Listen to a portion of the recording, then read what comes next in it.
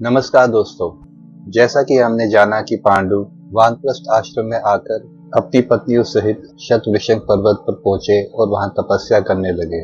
वहां से चारण आदि सभी उनसे बड़ा प्रेम करते थे। महात्मा पांडु सबकी सेवा करते थे। वह मन और इंद्रियों को वश में रखते थे और कभी घमंड नहीं करते थे। वहां कोई ऋषि पांडु को अपना भाई मानते थे तो कोई सखा और कोई उन्हें पुत्र मानकर उनकी रक्षा दीक्षा का ध्यान रखते थे। इस प्रकार पांडु की तपस्या चलने लगी। वेशनपायन जी कहते हैं, जन्मजय अमावस्या तिथि थी। बड़े बड़े ऋषि ब्रह्मा जी के दर्शन के लिए ब्रह्मलोक की यात्रा कर रहे थे। पांडु ने उन लोगों से पूछा, आप कहाँ जा रहे हैं? और उनका ब्रह्मा जी के दर्शन के लिए ब्रह्मलोक जाने का विचार जानकर अपनी पत्नियों के साथ उनके पीछे चल पड़े। ऋषियों ने कहा, राजन, मार्ग में बहुत से दुर्गम स्थान हैं। विमानों की भीड़ से भरी हुई ठसाठस अप्सराओं की क्रीड़ा भूमि है। ऊंचे नीचे उद्यान हैं, नदियों के कगार हैं, बड़े भयंकर पर्वत और गुफाएं हैं। वहां बर्फ ही बर्फ है, वृक्ष नहीं है। हिरन और पक्षी भी नहीं दिख पड़ते हैं। पक्षी भी वहां उड़ नहीं सकते, केवल वायु जाता है और सिद्ध ऋषि मुनि जाते हैं। ऐसे दुर्गम मार्ग से राजकुमारी कुंती और माद्री कैसे चल सकेंगी? आप अपनी पत्नियों के साथ ये यात्रा स्थगित कर दीजिए। पांडु ने कहा, मैं समझता हूँ कि संतानहीन के लिए स्वर्ग का द्वार बंद है। ये बात सोचकर मेरा हृदय जल रहा है। मनुष्य 4 ऋण लेकर जन्म लेता है, पितर ऋण, देव ऋण, ऋषि ऋण और मनुष्य ऋण। यज्ञ से देवता, स्वाध्याय, तपस्या से ऋषि, पुत्र तथा श्राद्ध से पितर एवं परोपकार से मनुष्य का ऋण उतरता है। मैं और सब ऋणों से तो मुक्त हो गया हूँ, परंतु पितरों का ऋण मेरे सर पर है। मेरी यही अभिलाषा है कि मेरी पत्नी के पेट से पुत्र का जन्म हो। ऋषियों ने कहा, धर्मात्मन, हम दिव्य दृष्टि से देख रहे हैं कि आपके देवताओं के समान पुत्र होंगे। बुद्धिमान मनुष्य व्याग्रता छोड़कर बिना कलेश के ही अभिष्ट फल को प्राप्त कर लेता है। आप निश्चय ही गुणवान और हर्षोपादक संतान प्राप्त करेंगे। वेशनपायन जी कहते हैं, जन्मजय, तपस्वी मुनियों का ये वचन सुनकर पांडु बड़े सोच विचार में पड़ गए। वह जानते थे कि किंदम ऋषि के श्राप के कारण वह स्त्री सहवास नहीं कर सकते। अब महर्षिगण वहां से चले गए थे। एक दिन पांडु ने अपनी यशस्विनी धर्मपत्नी कुंती से कहा, प्रिय, तुम पुत्रों की प्राप्ति के लिए प्रयत्न करो। पुत्र प्राप्ति के लिए वे उपाय भी बताते हैं। मनु के विधान के अनुसार जो स्वयं संतान उत्पन्न नहीं कर सकते, वह किसी शेष योग्य पुरुष से श्रेष्ठ पुत्र प्राप्त कर सकते हैं। इसलिए मेरी बात सुनो और किसी श्रेष्ठ ब्रह्मज्ञानी की कृपा से पुत्र प्राप्त करो।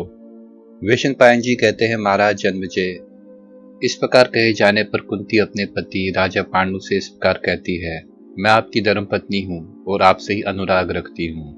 आप ही मेरे गर्भ से धर्मपूर्वक अनेक पराक्रमी पुत्र उत्पन्न करेंगे। नरश्रेष्ठ, मैं आपके साथ ही स्वर्गलोक चलूंगी। मैं आपके सिवा किसी दूसरे पुरुष से समागम करने की बात मन में नहीं ला सकती। फिर इस पृथ्वी पर आपसे श्रेष्ठ दूसरा मनुष्य है भी कौन?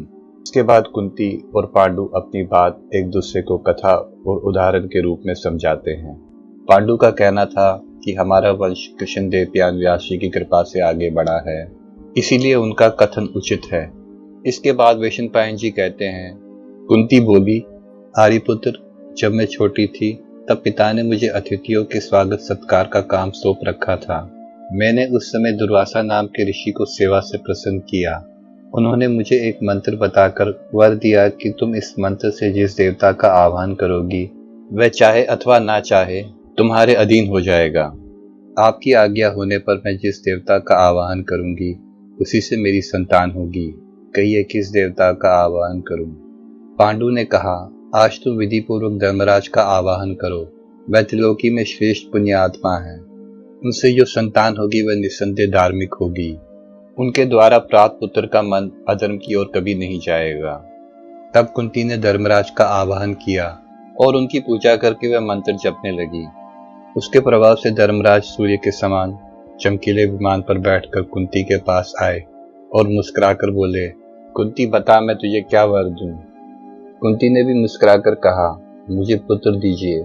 उसके बाद योग मूर्ति धर्मराज के संयोग से कुंती को गर्भ रहा और समय आने पर पुत्र उत्पन्न हुआ। उसके जन्म के समय शुक्ल पक्ष पंचमी तिथि, ज्येष्ठा नक्षत्र और अभिजीत मुहूर्त था। सूर्य तुला राशि पर था। जन्म होते ही आकाशवाणी ने कहा, ये बालक धर्मात्मा मनुष्यों में श्रेष्ठ होगा, ये सत्यवादी एवं सच्चा वीर तो होगा ही, सारी पृथ्वी का शासन भी करेगा। पांडु के इस प्रकार प्रथम पुत्र का नाम होगा युधिष्ठिर और ये तीनों लोकों में बड़ा यशस्वी होगा। कुछ दिनों बाद राजा पांडु ने कुंती से फिर कहा, प्रिय, क्षत्रिय जाति बल प्रधान है, इसलिए ऐसा पुत्र उत्पन्न करो जो बलवान हो। तब पति की आज्ञा पाकर कुंती ने वायुदेव का आवाहन किया। महाबली वायुदेव हिरण पर सवार होकर आए। कुंती की प्रार्थना से उनके द्वारा भयंकर पराक्रमी एवं अतिशय बलशाली भीमसेन का जन्म हुआ। उस समय भी आकाशवाणी हुई कि ये पुत्र बलवानों में शिरोमणि होगा। वेशन पायन जी कहते हैं, जन्मजय भीमसेन के पैदा होते ही एक बड़ी विचित्र घटना घटी।